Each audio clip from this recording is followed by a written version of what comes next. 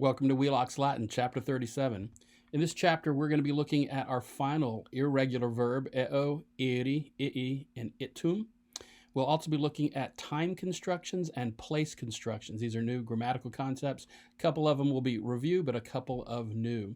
Let's look first at our irregular verbs. This is a list of the irregular verbs that we have previously learned. In the first semester, we learned sum esse and possum posse, which of course is to be and to be able.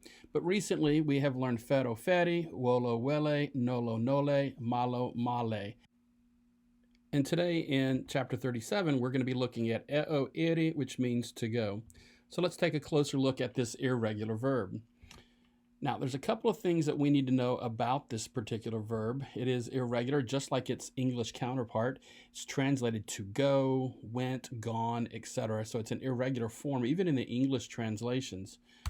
There are very few passive forms. Wheelocks will use very few of them. There, and in the Latin wild, there were very few passive forms to begin with.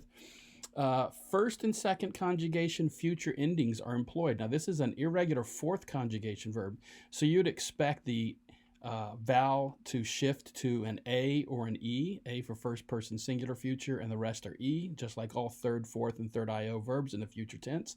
But here we're going to employ the bobis bit from the first and second conjugation future endings. So that's an irregular portion there. The I vowel will shift to an E before A, O, and U. So you can see the second principal part, the infinitive there, iri, you drop the RE, and that leaves you your vowel stem, which is really the whole word is just an I, but that will shift to an E before vowels A, O, and U. We'll look at that more closely in a minute. And anytime there's a double I, that vowel stem, I, plus another ending that begins with an I, it will contract to an I with a macron, a long I. Let's look a little bit more closely at these forms. Here we have the indicative active forms in the present system for eo. You can see here in the present tense we've got eo, is, it, imus, itus, eunt. So you have the first principal part, which is normally what you'd expect in the first person singular.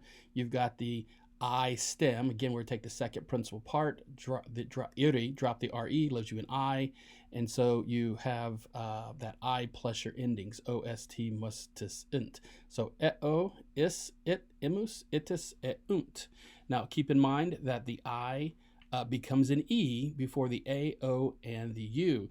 So thus, the third person plural, you would expect it to be I, U, N, T, but since there's a U, here we're going to shift to an E. And the reason why that U is there, again, this is a fourth conjugation verb. So you remember that vowel system, it's always a U in that fourth conjugation verb, third person plural.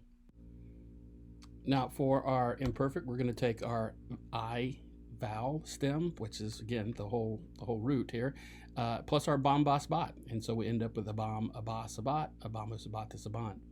And for the future, as we said previously, we're going to employ the first and second conjugation future endings bo, bis, bit. So we have ebo, ibis, abit, abimus, abitus, abunt. All right. Now, in the indicative perfect, we will take our third principal part, drop the ending, which is the I. So again, it leaves us just an I. That is not just a vowel stem, it's the whole root here.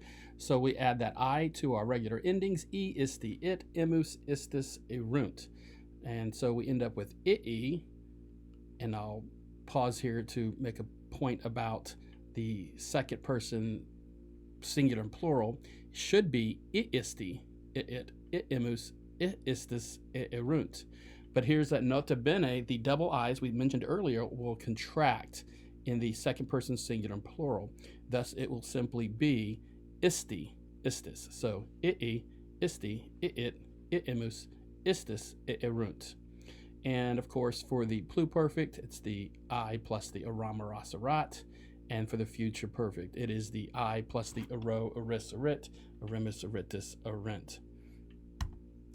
All right, now for our subjunctive active, nota bene, The expected vowel shift from I to IA. Remember, he beat a giant, fourth conjugation, IA. So it should shift from an I to an IA in the present subjunctive. It will occur, but again, remember, the I becomes an E before an A. So here it is eam, eas, eat, eamus, eatis, eant.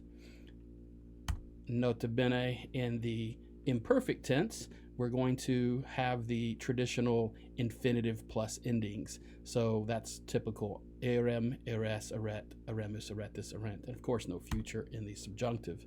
Now, as far as the perfect subjunctive, we're going to again take the third principal part stem, which is letter I, and we're going to add iri plus endings. So erem, eris, erit, eremus, eritis, erent. And in the pluperfect, of course, we're going to take the third principal part I plus the isi plus the endings. However, if you remember, we're going to have a contraction of the double I's. So we will not have iism, iisis, isses, iiset, etc. It in turn rather becomes isim, isses, iset, isemus, isetis, assent. And of course, no future perfect in the subjunctive. Now, regarding the imperatives, we again will have the I, which we would expect. You take the iri, second principal part, drop the re, and that is your imperative, singular. And for the plural, we just add a te to that. So that would be your command. Now, regarding participles for this irregular form, we're going to have it ends and then untis. Now, remember our rule, nota bene, that we're going to have an exception to this rule. Normally, we would expect that I to shift in front of an E here, but here it does not. It stays in the nominative and I, so ends. So our vowel stem is IE plus your traditional NS in the nominative. In the genitive, of course, it's the NT plus third declension endings. But again, we're going to have the EU in front here. So untis, unti, etc. as you decline it out normally. Perfect passive participle, itus aum, that's your fourth principal part. Your future, you're going to add a UR in the middle of that, so we end up with iturus aum. And then your future passive, your gerundive, et undus aum. Regarding infinitives, iri, of course, is your present active. Your passive present is going to be iri. We expect that I to shift, E to shift to an I, and it does. The perfect is simply isse, and then your perfect passive is itus aum esse. Your future is iturus aum esse, and your passive future is itum iri. So those are your infinitives. So this is a very irregular form, iri. You'll have to do some memorization work here, but it is manageable. Now, a couple of new and some review of some grammar constructs, place constructions. Now, we have already learned place where. If you'll remember, it was in or sub, the prepositions in or sub, plus the ablative. And here's an example. In illa urbe visus est, he was seen in that city. It is a place where the person or action is happening, I should say. Now, this next one is actually the new construction, the new place construction we'll be learning this chapter. It is a place to which. It is a use of the accusative plus the preposition in, ad, or sub. And this is the place to which something is going. Here we have in elam urbum ibit. He will, ibit, he will go in elam urbum into that city. It's pretty straightforward. We're just going to use the accusative here with this construct. And then we've already learned the place from which was ab, de, or ex, plus the ablative. Ablative, ex ille urbe it, he went out of that city. So that's two previous ones we've learned, but this middle one here, place to which, is new. Now, we have a special place construction that you need to be aware of. Now, I know we've always talked about, we've had 5 or 6 cases here, nominative, genitive, dative, accusative, ablative, and vocative, but we're actually going to introduce to you a new case called the locative. Now, don't get too excited. It's pretty simple. It sounds just what it is. It has to do with location.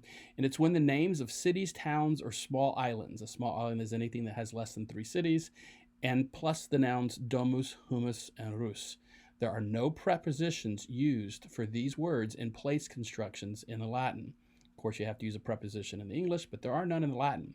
And in place where, for this construction, place where the locative case is used. Now, it's a little bit tricky here. It is identical to the genitive for any first or second declension nouns. But for all other nouns, it's basically identical to the ablative.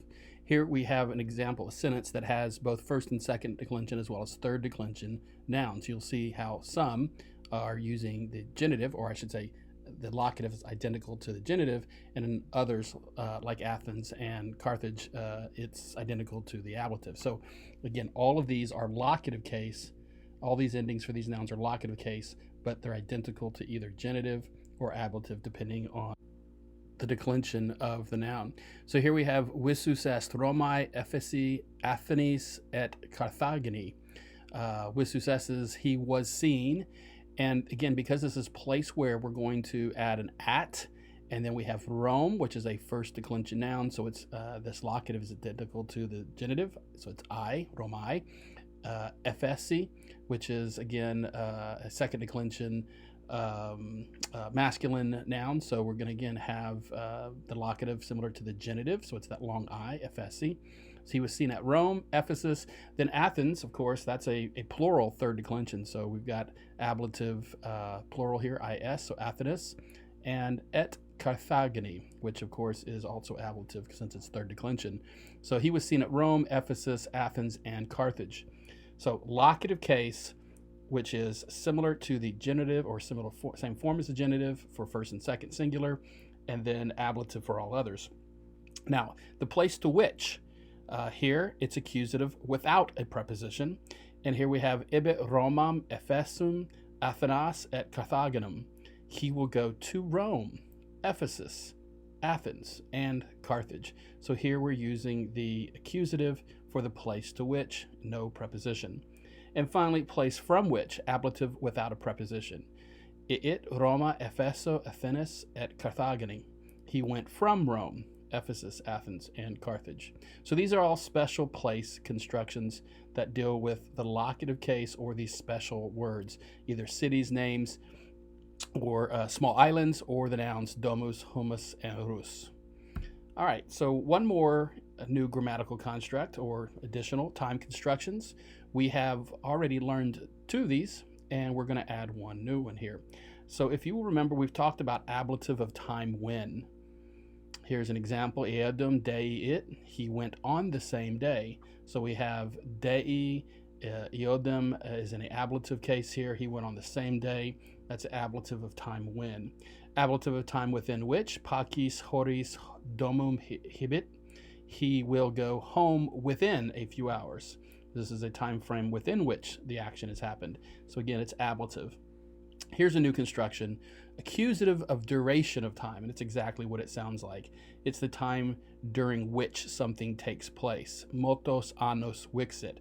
He lived for many years. So here we're going to use the accusative, no preposition, and this will indicate the time during which something takes place.